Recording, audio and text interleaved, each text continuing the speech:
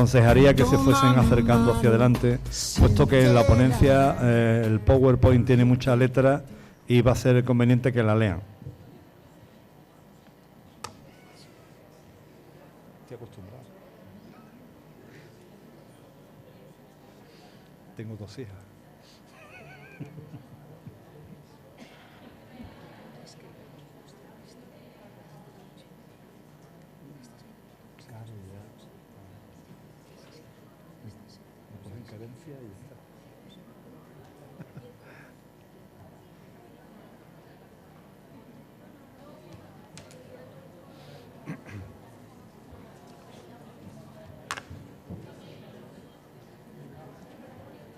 Ah, mira, pues van a hacer caso al final.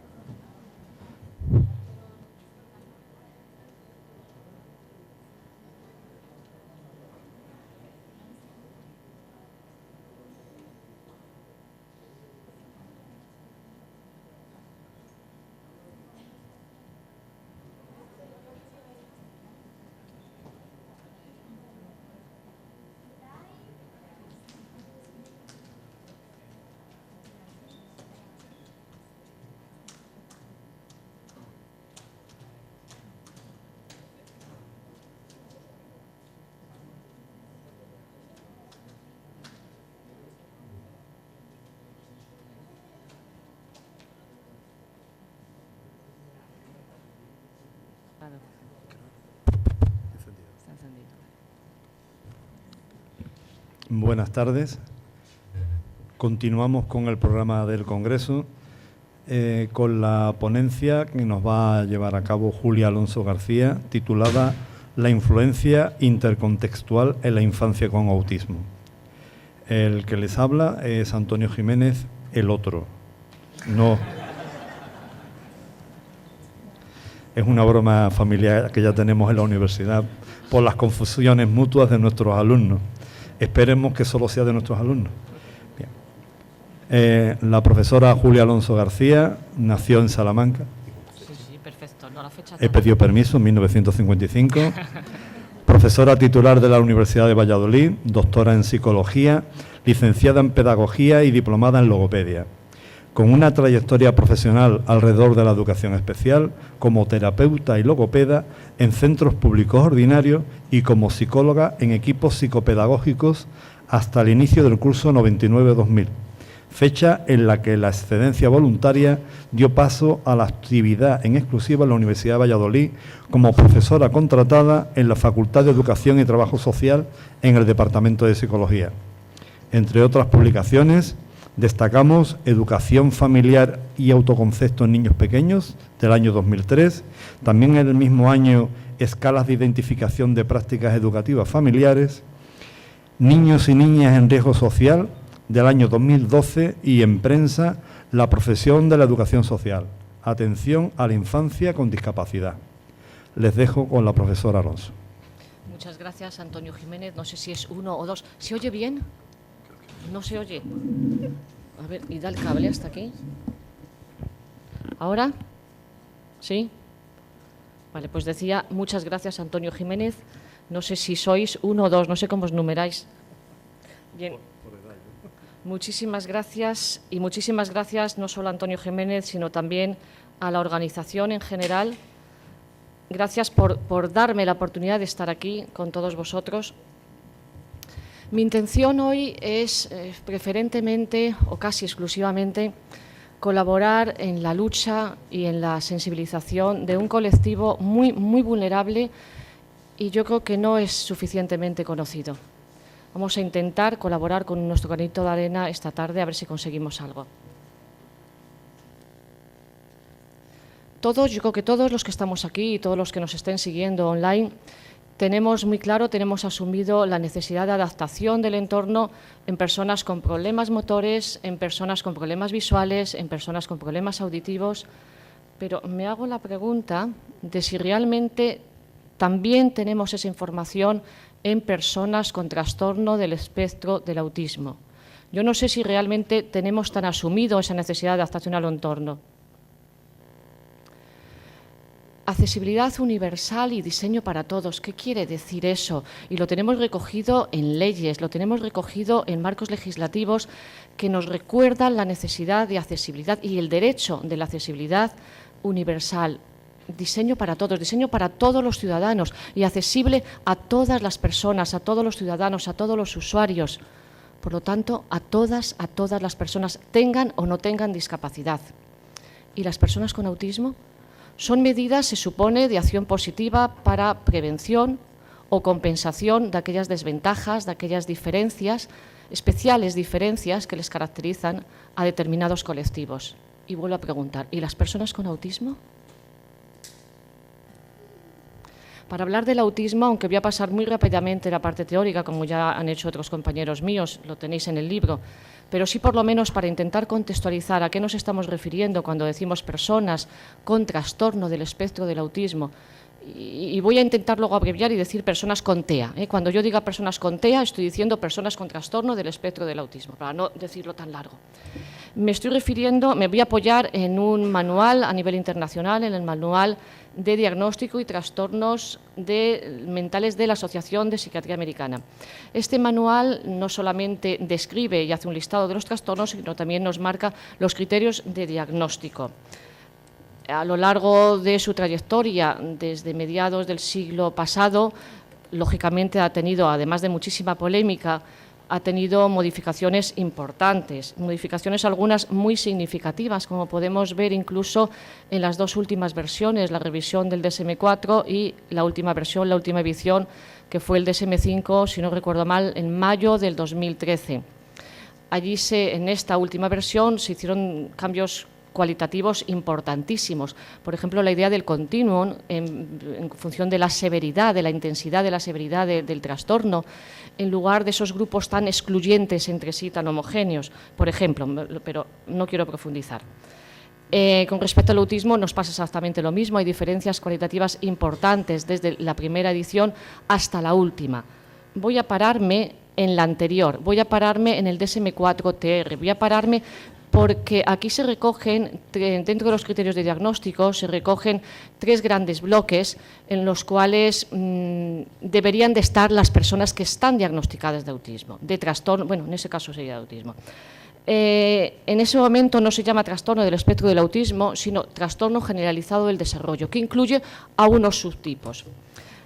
Que deben de tener problemas en la relación social, deben de tener problemas en la comunicación y deben de tener patrones repetitivos, estereotipados y conductas peculiares. Esto yo no sé si se ve o no. Mal, ¿verdad? Bueno, pues esto es una noticia que entresaqué y que la tenéis en Internet colgada perfectamente, la podéis ver, porque se desarrolla ampliamente. Se da la enhorabuena, se felicita a un aeropuerto londinense por la adaptación del entorno a una persona con autismo, una persona afectada con discapacidad intelectual, con trastorno obsesivo-compulsivo y una persona que tenía que viajar a ese aeropuerto reiteradamente durante una serie de años, creo que eran los últimos 5 años. Esta noticia me parece que salió en septiembre del 2013, estoy hablando de memoria, pero creo que era de septiembre del 2013, os digo para que lo localicéis. Y se les daba la felicitación a estas personas porque todos colaboraban maravillosamente en intentar que esta persona, acabamos de decir que en los criterios de diagnóstico a nivel internacional, se reconoce que las personas con autismo pueden tener patrones muy reiterativos, muy obsesivos, que necesitan tener todo exactamente igual, que no haya ninguna novedad, que no haya imprevistos, porque cualquier imprevisto, cualquier novedad puede generar una ansiedad enorme. Generar una ansiedad enorme supone que esas personas además son muy poco competentes en canalizar esa ansiedad y puede ocasionar problemas derivados.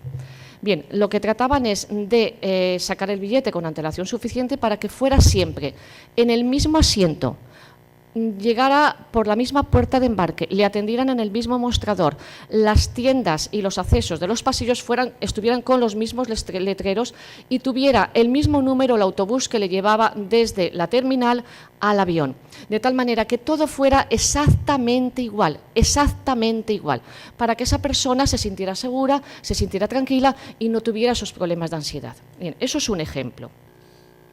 Aquí vemos ahora ejemplos reiterados de algo que no recoge ese manual de diagnóstico y que, sin embargo, hay expertos, hay investigadores, hay estudiosos y hay familias, incluso personas con autismo, sin discapacidad intelectual, evidentemente, que recogen la evidencia de algo que no recoge, y perdonen que utilice el mismo término, pero que no recoge ese manual, las posibles alteraciones sensoriales de las personas en autismo. Nos fijamos, por ejemplo, en Bodasina. Olga Bodasina dice en el 2007, ellos huelen, oyen, ven, escuchan y sienten en su piel de modo diferente a nosotros. Es como moverse en dos mundos distintos y es un error pretender que lo hagan a nuestro modo. Experiencias perceptivas y sensibilidades completamente diferentes y a menudo tremendamente ignoradas por los profesionales. Efectivamente, el manual no lo recoge. Esta mujer es lingüista, doctora en psicología, profesora de Universidad de Birmingham y madre de hijo con autismo. Esta otra persona dice, mi oído puede ser extremadamente sensible, decenas de personas que hablan al mismo tiempo, altavoces anunciando promociones, máquinas de moler café, bebés llorando, las luces fluorescentes que vibran. Mi cerebro ya no es capaz de filtrar todos estos estímulos y se sobrecarga. Visitas, sonidos, olores. Un auténtico calvario, solo estoy tratando de protegerme, una simple salida al supermercado puede ser un auténtico tormento. ¿Quién lo dice? Esta mujer es escritora, columnista de una revista especializada sobre autismo y madre de hijo con autismo. Y esta persona es una persona con autismo, sin discapacidad intelectual. Y ella cuenta, además, cuenta muy bien en sus biografías, en sus publicaciones, cuenta muy bien lo que siente y lo que ha sentido en su infancia y lo que siente en concreto con las alteraciones sensoriales que ella también sufre y ha sufrido. Hice muchos ruidos y eran en mis oídos como el taladro de un dentista cuando toca un nervio. Es como una reacción de sobresalto excesivo. Un ruido a menudo hará que mi corazón golpee o corra. Un niño autista cubrirá sus orejas porque ciertos sonidos hieren sus oídos. Profesora de Universidad Estatal de Colorado, zoóloga y persona con autismo. Sabe perfectamente bien lo que está diciendo. Casanova, cátedra de psiquiatría en París. Él dice, recientemente mi grupo ha propuesto que las alteraciones sensoriales en el autismo son resultado de una construcción aberrante de módulos corticales llamados minicolumnas. Él cree en la existencia de estas alteraciones sensoriales en las personas con autismo y cree que no se está haciendo suficiente caso y que no tiene suficiente repercusión a nivel científico. Dice, lo dicen las personas con autismo, lo avalan las familias. Estamos permanentemente reivindicando su inclusión como criterio de diagnóstico y no se recoge, ni se estudia, ni se investiga suficientemente.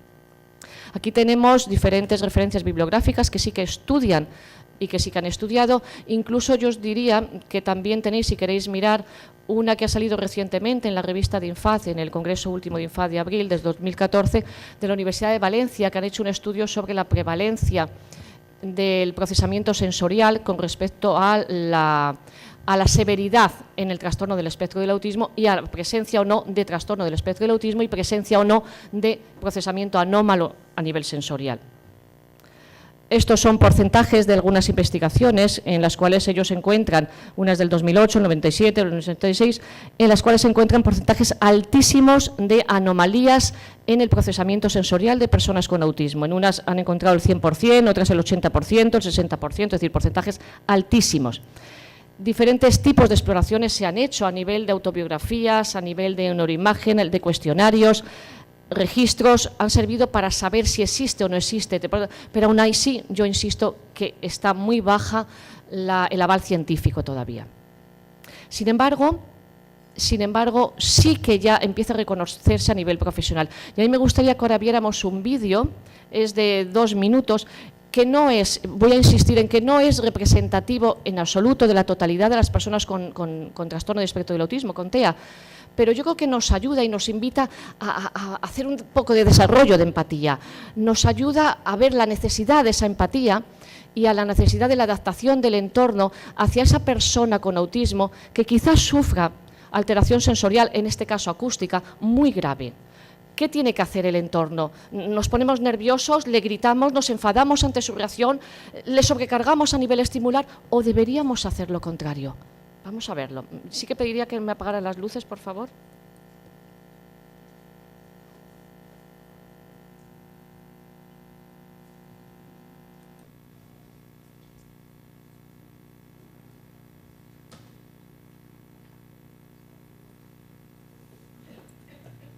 pasa?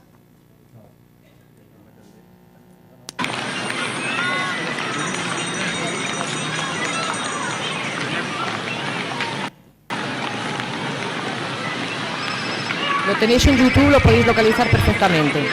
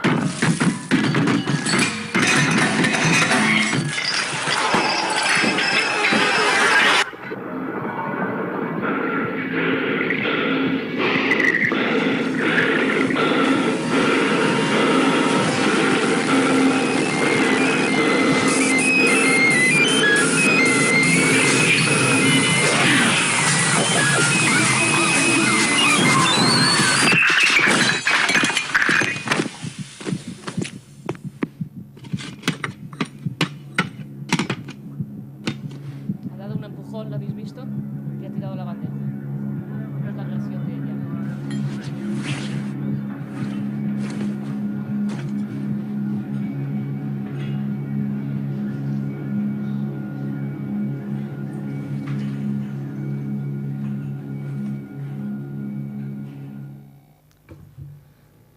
Esa reacción es la que hacemos habitualmente.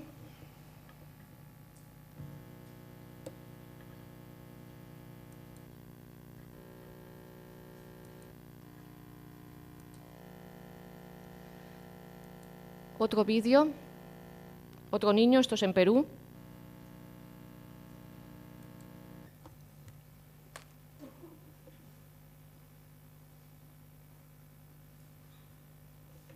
Pero me gustaría que funcionara.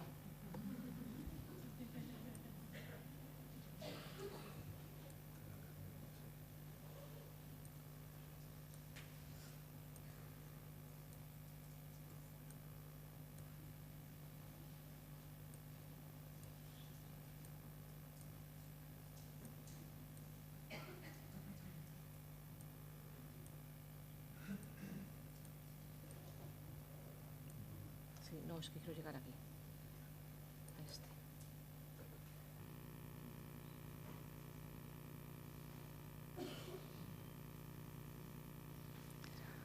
¿Alguien de los medios técnicos me puede ayudar a que esto funcione?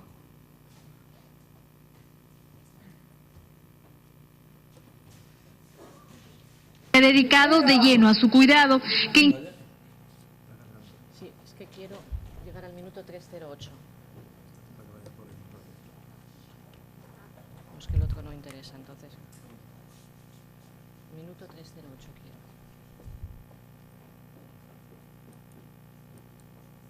No me deja. No me deja. No, es que no me deja tampoco.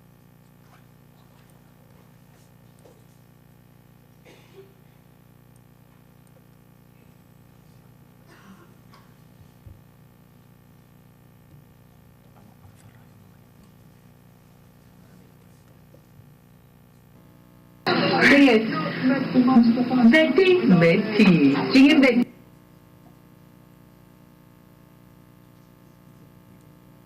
Es como sonidos muy fuertes. Si un niño autista de por sí es extremadamente sensible a ruidos cotidianos como una licuadora, ¿cómo puede reaccionar frente al perturbador sonido de cohetes y bombardas? Jimmy simplemente se alteró, trató de ocultarse, de simplemente no escuchar, y en su intento por protegerse de lo que él sentía como un ataque, terminó lesionándose sus oídos. se desesperó tanto que se comenzó a aplastar los oídos y al aplastárselos se reventó el tímpano. Entonces comenzó a sangrar y a sangrar. Nos dimos cuenta, cuando lo fuimos a ver, estaba completamente con mucha sangre, ¿no? El año nuevo para la familia Craig Guamán terminó en angustiosas horas en una clínica. Jimmy tenía los tímpanos lesionados. Los médicos debían retirar el coágulo de sangre, pero él, ofuscado y confundido, les haría difícil esa operación con anestesia local. Entonces lo durmieron para limpiar y reconstruir las áreas afectadas de su oído. Tenía el conducto del oído que llega al tímpano completamente dañado, ¿no? Y tenía un... Bien, lo que quería que viéramos es una evidencia más de las alteraciones sensoriales que pueden sufrir las personas con autismo. Estoy poniendo vídeos incluso de fuera de España, estoy hablando de, era del Perú, y ahora no sé por qué no me pasa la diapositiva.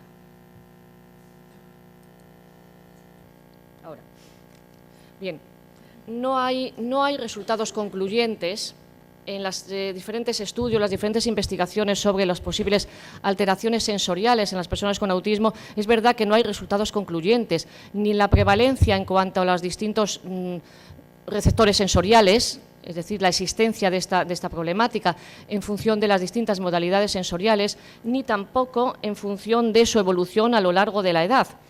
Pero por fin, sí se ha reconocido su posible existencia dentro de los criterios de diagnóstico en la última edición del Manual de Diagnóstico de la Asociación de Psiquiatría Americana. Por fin se reconoce en la última edición de mayo del 2013, uno de los bloques se ha unado, los problemas sociales y comunicativos se han unado en un solo bloque, y el segundo bloque, el de los patrones repetitivos y conductas especiales, peculiares, digamos, se incluye la hiper o hiporreactividad sensorial, lo leo tal cual, o interés inusual en aspectos del entorno.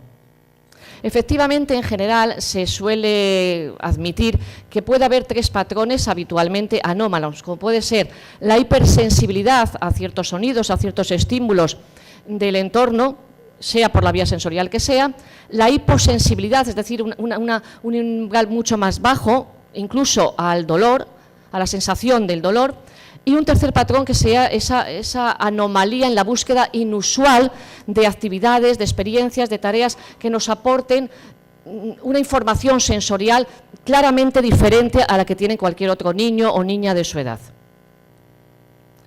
Si bien es verdad que estos patrones, los estoy diciendo así, un poco por afán didáctico, pero no son en absoluto excluyentes entre sí. Pueden darse en la misma persona los dos patrones, los tres patrones, es decir, más de un patrón simultáneamente. Aquí tenemos la imagen de un niño con autismo. El que se tapa los oídos es evidentemente alteración sensorial de tipo acústica, pero en la imagen de la derecha es una alteración sensorial de tipo táctil. El mismo uniforme del colegio no podía soportar el tacto del cuello. Los abrigos, los jerseys, los polos no podían tener cuello, no podía tener prendas con cuello. La hipersensibilidad en la zona del cuello era impresionante, lo mismo que no podía llevar pantalones que no fueran de algodón o de pana muy suave. En los brazos tampoco podía tener otras texturas que no fuesen claramente identificadas como no estresoras. Bien, esto ya lo hemos dicho, lo pasamos. Lo que sí que es concluyente es el impacto que ocasiona en la vida cotidiana de estas personas, el sufrimiento que ocasiona en la vida de estas personas. Pensemos que una sobrecarga estimular del tipo que sea, si es sobrecarga en estas personas, que para nosotros es un estímulo nimio y que incluso a lo mejor ni siquiera percibimos, posiblemente en alguna de estas personas sea claramente una sobrecarga estimular que esté activando de forma excesiva su sistema de alerta, y eso produce un estrés, un agotamiento, una fatigabilidad añadida que si no adaptamos adecuadamente en el entorno nos puede derivar, como decíamos al principio, un desencadenamiento de problemas que se podían haber evitado posiblemente, además del sufrimiento. Si bien el DSM-5 reconoce la existencia ya, por fin, de la posibilidad de alteraciones sensoriales en las personas con autismo, también reconoce la presencia de comorbilidad, es decir, la presencia de asociación de patologías añadidas, además de tener trastorno del espectro del autismo. Dentro de esas patologías, lo avalan también investigaciones y autores expertos que estudian este ámbito, avalan la existencia de patologías con necesidad de atención psiquiátrica, lo cual quiere decir que si vamos a tener personas con autismo en servicios de salud mental, en servicios que van a requerir atención psiquiátrica, es de suponer que estos servicios estarán adaptados a las necesidades y peculiaridades de estas personas. Como personas con discapacidad y como personas con autismo, tienen desde hace tiempo reconocidos sus derechos. El texto refundido que se publicó, creo que en diciembre del 2013, sí, en 29 de noviembre del 2013, precisamente nos recuerda de nuevo lo que decíamos al principio también de la ponencia, la ley de accesibilidad, el derecho a la accesibilidad universal y el diseño de cualquier servicio para todas las personas, sean como sean. Reconocidos todos los derechos, absolutamente todos los derechos, igual que en cualquier otra persona, reconocido el acceso a cualquier servicio igual que en cualquier otra persona, ahora lo que compete es que además de reconocerlo, lo cumplamos. Y para eso estamos aquí. Ahora lo que se trata es de intentar garantizar que eso va a existir, garantizar que efectivamente así va a ser. Yo ahora lo que voy a presentar, y con esto yo voy a terminar, mi exposición es muy corta para que realmente prestéis atención al vídeo que va a venir a continuación. El vídeo que viene a continuación creo que es lo suficientemente ilustrativo como para pretender que ayude a conocer o a dar a conocer o a profundizar en una realidad que no se conoce totalmente y que creo que debe de modificarse con urgencia. Además, creo que al ser un caso real nos puede enseñar y nos puede ayudar a sensibilizarnos con estas personas, a ver el impacto real que tiene o que puede llegar a tener, a ver la gravedad de ese impacto en según qué personas. Es un vídeo duro. Es un vídeo duro, pero no por ello quiero que se malinterprete. Es decir, mi intención no es provocar el desánimo en absoluto. No quiero que acabemos todos llorando y diciendo qué pena, qué horror, qué horror. No es esa mi intención en absoluto. Lo que pretendo es precisamente lo contrario. Lo que pretendo es que nos anime a seguir luchando, que nos dé mucha más energía, que nos provoque ganas de seguir haciéndolo bien. Y además mi intención aquí, fundamentalmente aquí, con vosotros en este foro, lo que quiero es que este vídeo sirva de reconocimiento de vuestra labor por los derechos de la infancia. Quiero y os pido desde este foro, a los que estéis aquí presentes y a los que estáis online a través de vuestras pantallas, pido desde este foro ayuda para que esta situación, la que vais a ver en el vídeo, no se repita nunca más. Para que las personas que están, como Pablo, que es el protagonista de este vídeo, en este momento, sufriendo condiciones inadecuadas, las mitiguemos por lo menos. No digo que las anulemos, pero por lo menos las mitiguemos, que por lo menos haya un gesto real de cambio. De hecho lo hay en algunas comunidades y de hecho lo hay con muchísimos profesionales que tienen ganas de hacerlo y de hecho vosotros estáis aquí y lo estáis escuchando porque tenéis ganas de modificar situaciones, ganas de facilitar las cosas a la infancia, de proteger a la infancia, de proteger a las personas con vulnerabilidad, con situación de riesgo de sufrimiento altísimo.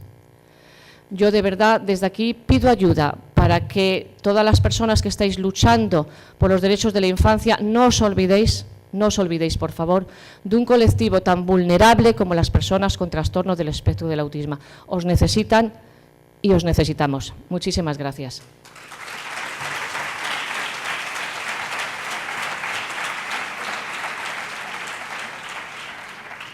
El vídeo, lamentablemente, tiene muchísimo texto. Algunos son dibujos infantiles hechos por el protagonista, por Pablo. Incluso una carta hecha por él, perdonad. Y si lo queréis leer, para poderlo seguir, deberéis de acercaros a las primeras filas, porque si no, posiblemente no se lea bien y no se vea bien, y si no, no tiene sentido. Gracias.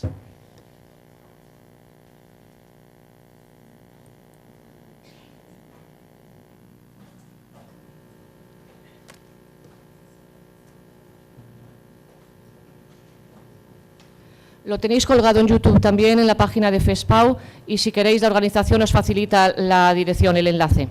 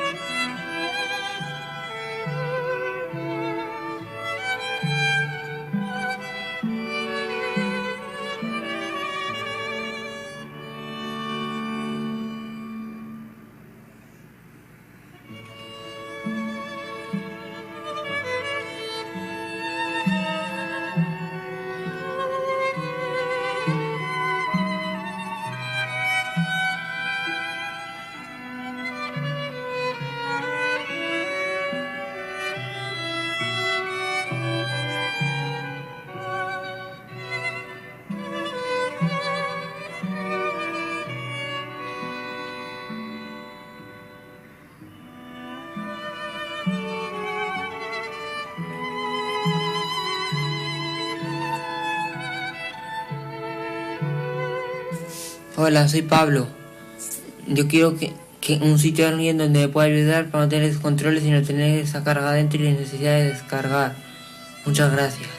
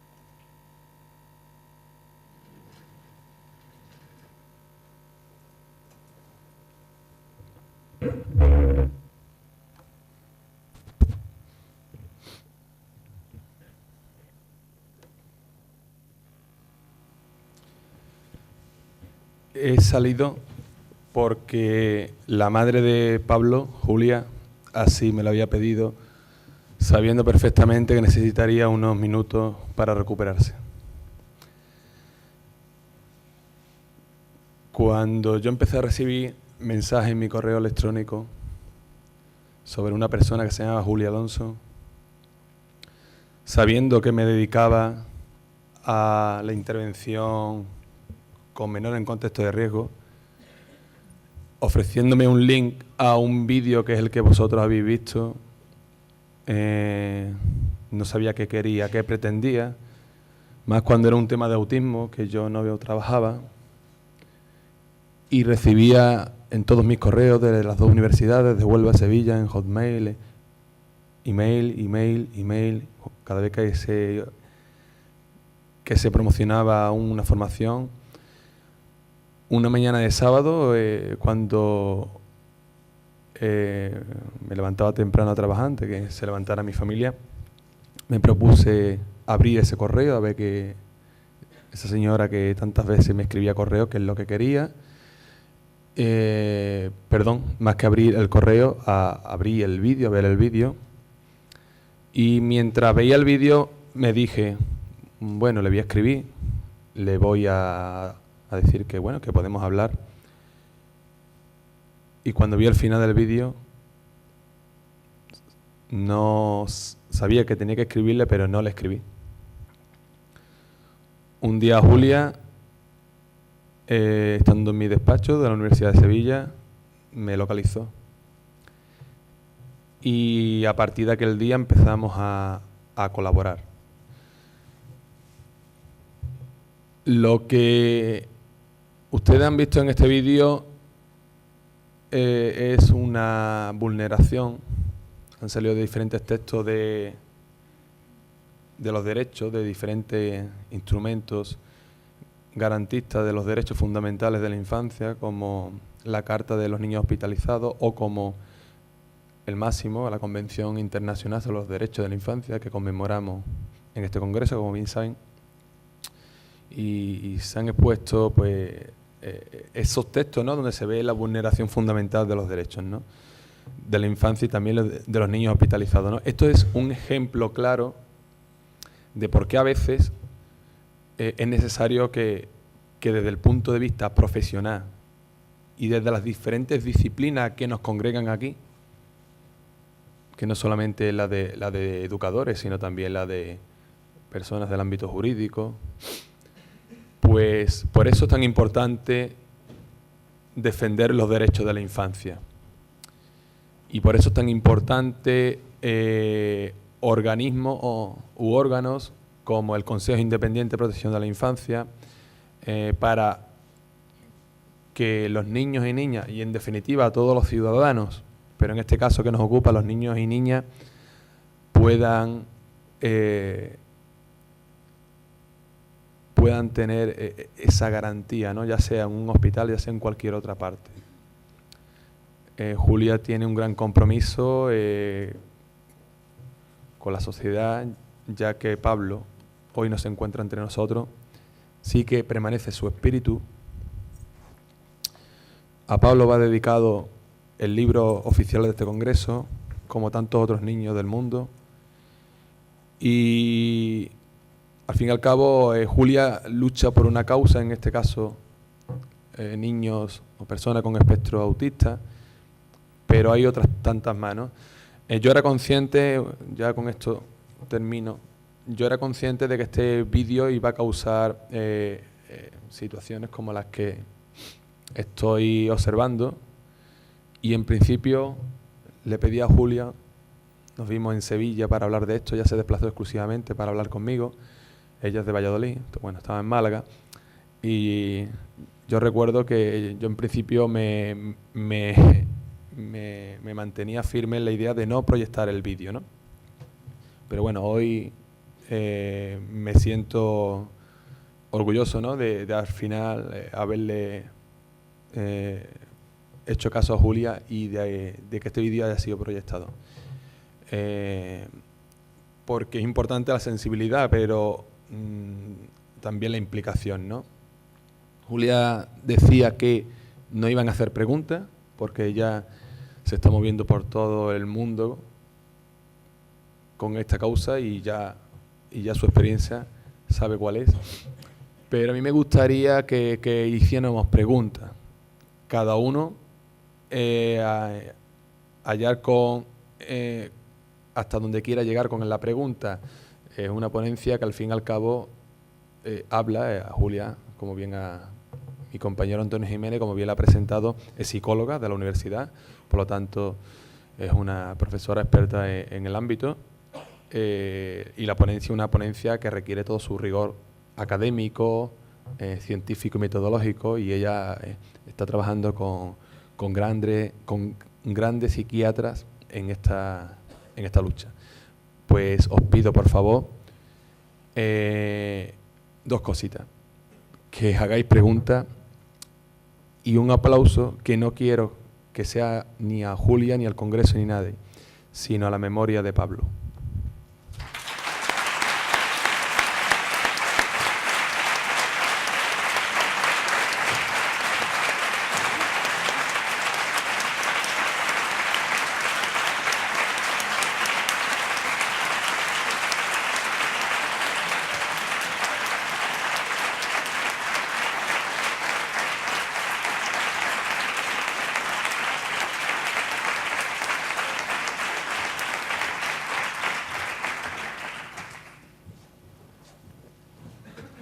Gracias. En nombre de Pablo, que estoy segura que estaría encantado de vuestros aplausos y encantado de provocar vuestra lucha, no vuestra lucha, que ya la estáis haciendo, sino seguir potenciando las ganas de seguir luchando. A todos y a todas, de verdad, muchísimas gracias. En nombre de Pablo y en nombre de la madre de Pablo.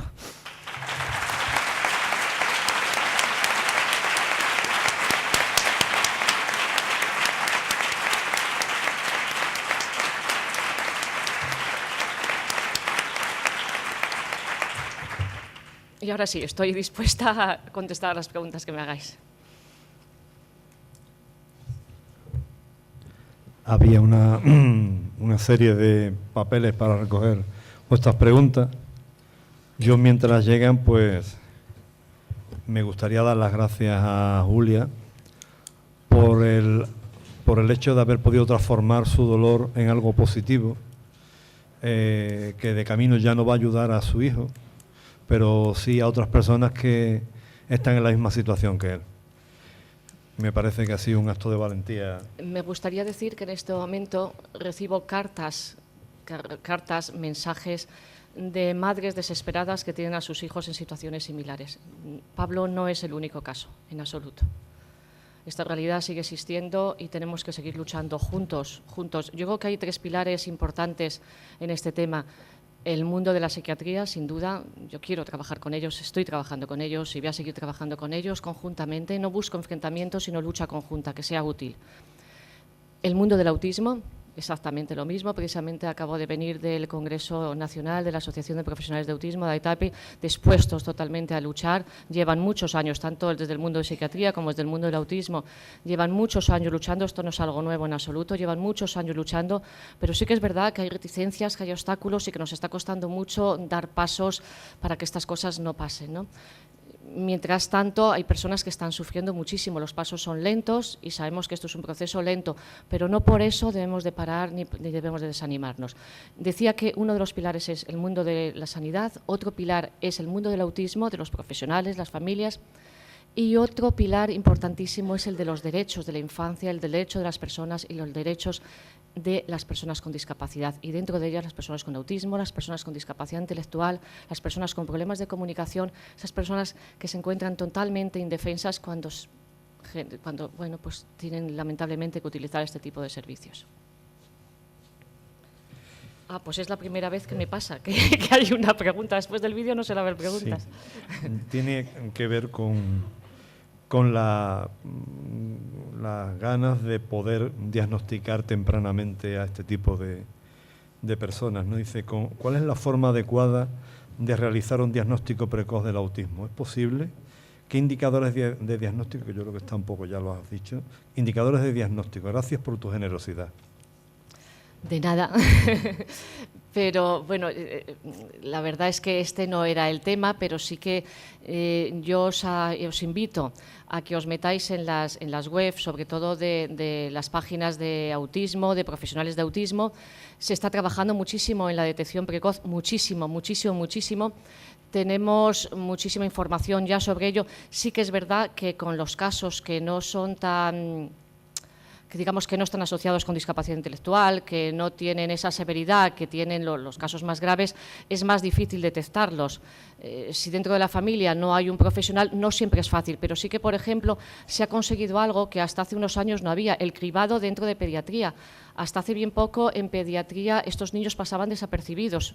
Estos niños, a lo mejor la madre, la figura de la madre, puede ser el abuelo, el tío, el hermano, pero la figura que ejerce esa madre, esa observación con lupa de 24 horas al día, de que nota que el niño le pasa algo y que no es igual que los demás hermanos, y que algo, o en el centro escolar, que suele ser más lo habitual, porque tienen ese campo de referencia mucho más cubierto, porque están viendo niños de la misma edad durante varios años y con 20 o 25 o 30 niños con quien poder comparar. Lógicamente no es lo mismo que un entorno familiar, y pueden ver que realmente hay diferencias importantes.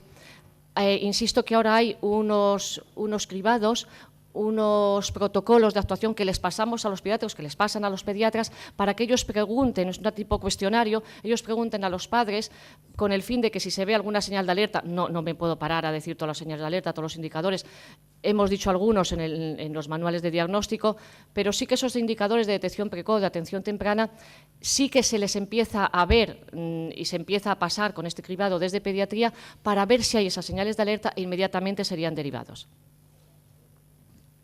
La pregunta anterior era de Carmelo González. Esta es de Israel.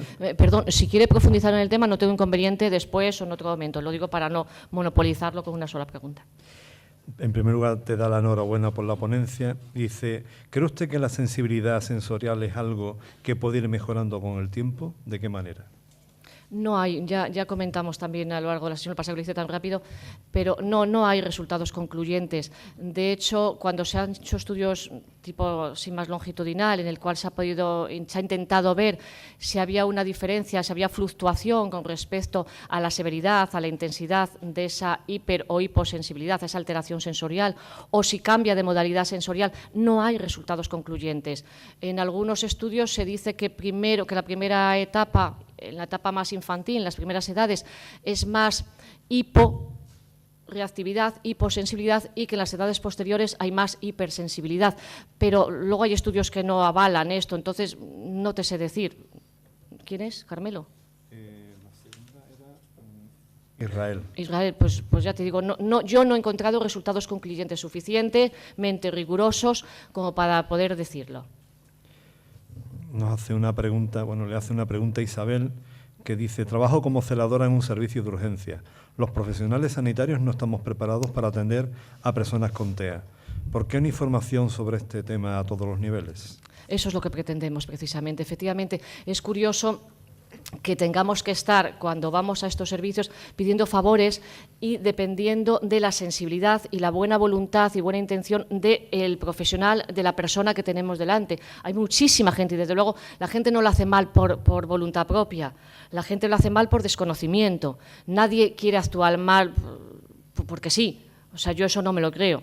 O sea, si a estas personas las han tratado inadecuadamente en algún momento, es por desconocimiento, por falta de formación. Por eso yo insisto tanto en que lo primero que tenemos que hacer es formar a estas personas. Fíjate que ahora se acaba precisamente de abrir la especialidad, de aprobar la especialidad en psiquiatría infantojuvenil, que en España no había.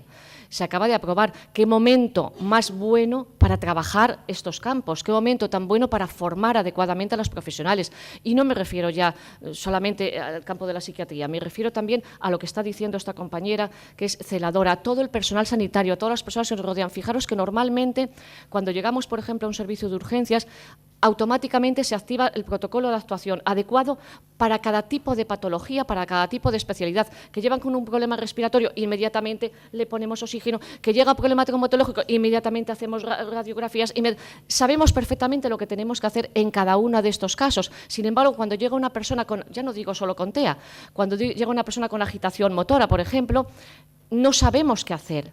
No sabemos qué hacer, que estamos esperando que venga el profesional de turno, que pueden pasar horas hasta que llega. Si además a esto lo unimos que es una persona con TEA que necesita una serie de características, fijaros lo que esto puede suponer. Estamos agravando el problema en lugar de mitigarlo. En vez de reducirle la ansiedad, en vez de reducir el problema, estamos aumentando. Hacemos justo lo contrario de lo que hay que hacer. Estoy totalmente de acuerdo con, ¿cómo se llama? Con Isabel. Estoy totalmente de acuerdo, Isabel, que efectivamente eso es lo importante, formar y dar a conocer a las personas la importancia que tiene, porque ya no solamente es saber lo que tienen que hacer, es el impacto que tiene lo que deben de saber. Muchísimas gracias, Isabel, por tu pregunta. Francisco Javier Martín le pregunta: ¿cómo podríamos ayudar cada ciudadano de forma individual a mejorar la vida de los niños como Pablo? Qué bonito. Pues efectivamente, empezando con tu pregunta, empezando con lo que tú has dicho, Francisco Javier, empezando por uno mismo. Cuando tengamos a una persona al lado, intentar sensibilizarnos con ella, intentar ser empáticos con ella, intentar conocer quién es, cómo es, cuáles son sus peculiaridades, si tiene o no tiene alteraciones sensoriales, si le molesta o no le molesta que le toque. Si tengo que preguntar a alguien que está con él, debo hacerlo. Si debo recopilar información sobre él, debo hacerlo. Porque el que yo le trate de una manera o de otra va a repercutir en que esa persona se sienta bien o se sienta mal. Lo fundamental, lo acabas de decir, empezando por cada uno de nosotros a intentar sensibilizarnos, a intentar empatizar e intentar adaptarnos a esa persona en función de sus características. Cada uno tiene unas distintas. Recopilando información y adaptándonos a esa información. Muchas gracias, Francisco Javier. Perdona que yo meta un poco de... hace 2 días estaba en mi despacho una madre con un niño Asperger y se quejaba de que ningún niño quería jugar con él en el parque infantil. Tenía 7 años y tenía que jugar solo. Fíjate qué sencillo a lo mejor dejar que tu hijo juegue con otro niño que tenga síndrome de Down, que también le suele pasar mucho. Yo no tengo más preguntas del público, pero sí tengo una mía que sí me voy a permitir. No me escapo. No, simplemente que al ver esta nueva que tú decías que estaba en el DSM-5, ya ha recogido un poco la hipersensibilidad. ¿Podríamos hablar también de hipersufrimiento? Es decir, los niños con estas características sufren más. No sé a qué tipo de sufrimiento te estás refiriendo. Fíjate que dentro de esos 3 tipos de patrón anómalo estaría el contrario, es decir, el aparentemente no sentir el dolor al mismo tiempo o con la misma intensidad que los demás. De hecho, Pablo en concreto sentía lo que tenía cuando era chiquitito, tenía una lentificación en la expresión del dolor. Si se caía o se daba un golpe, él no lloraba, no gritaba hasta después de unas fracciones de segundos. Normalmente cualquier bebé, cualquier niño, es en el momento cuando responde, cuando tiene esa reacción inmediata ante el dolor. Él la tenía más lentificada. No sé a qué tipo de sufrimiento te refieres. Si estamos hablando de un sufrimiento unido a la hipersensibilidad, indudablemente va a sufrir muchísimo más que cualquier otra persona, porque son agresiones que le están llegando desde el entorno. Si ese entorno no está adaptado, va a sufrir muchísimo. No tenemos más preguntas. Yo de nuevo, estamos prácticamente ya en la hora. Quedan unos minutos más. La verdad que es difícil articular palabras. Pablo lo ha articulado por todos nosotros y lo ha hecho bien. Gracias a Pablo y gracias a vosotros.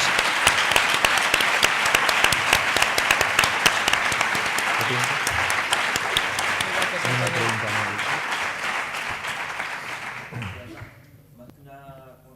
pregunta, un planteamiento también, el tema de lo que yo me encuentro o en la cercanía que puedo tener, ¿no? con la enfermedad. Lo veo a la hora de llevar a mis hijos al colegio, ¿no? Hay algunos casos de niños, ¿no? Y el choque de la escuela con esto, me imagino que es brutal, ¿no? Nosotros en un colegio donde hay cierta sensibilidad de la comunidad educativa, digamos, empezando por los propios padres y madres, el debate es enorme, ¿no? De qué hacer. Un poco me he encontrado que en el sistema en España estamos ante la contestación a eso. Parece que es como si no hubiésemos avanzado nada. A nivel de planteamiento teórico veo algunas cosas de que se podrían hacer, pero que no veo que se puedan hacer en la práctica. No sé qué experiencia tiene. No, estoy en desacuerdo totalmente. Creo que se ha avanzado y muchísimo. Yo creo que se están dando pasos de gigante. Yo creo que la gente que está luchando aquí, la que está luchando fuera, la que está luchando en el ámbito sanitario, la que está luchando en el ámbito escolar, está dando unos pasos gigantescos. Lo que estamos viendo aquí, primero, es un caso muy extremo, es un caso excepcional. El vídeo que hemos visto antes, hecho en tipo cómic, ya dije que no era representativo en absoluto de todas las personas con TEA. No tienen por qué tener alteraciones sensoriales a estos extremos ni todas las personas ni de esta manera. Por lo tanto, no es representativo, insisto, de todas las personas con TEA.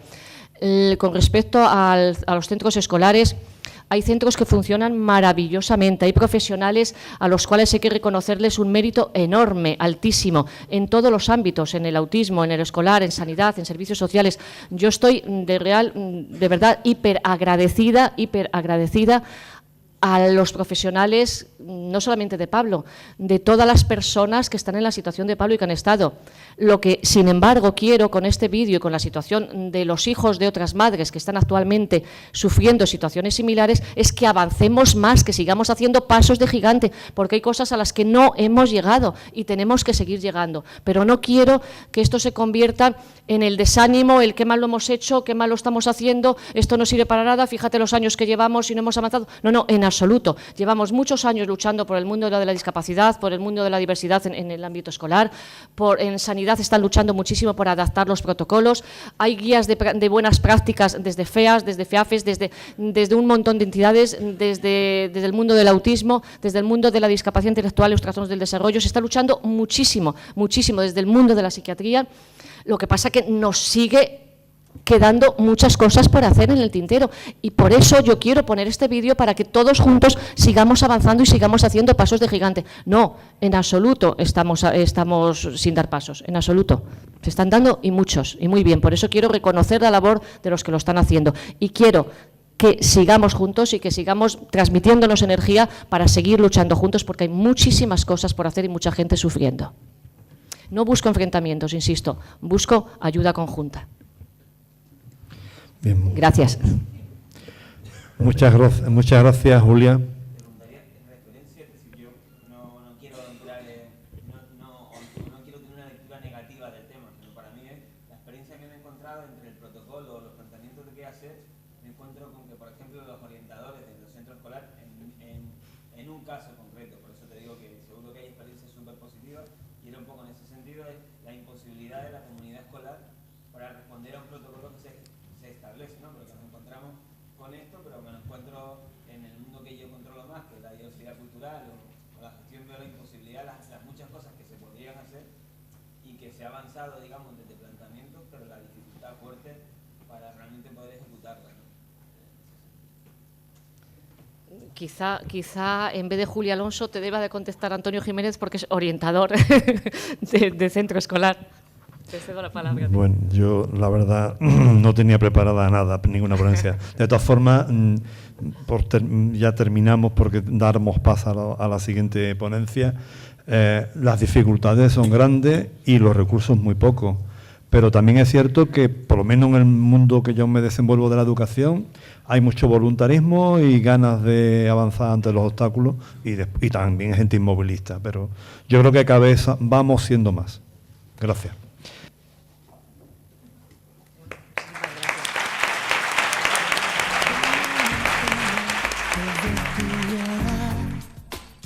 Toma mi mano, siéntela. Yo te protejo de cualquier cosa.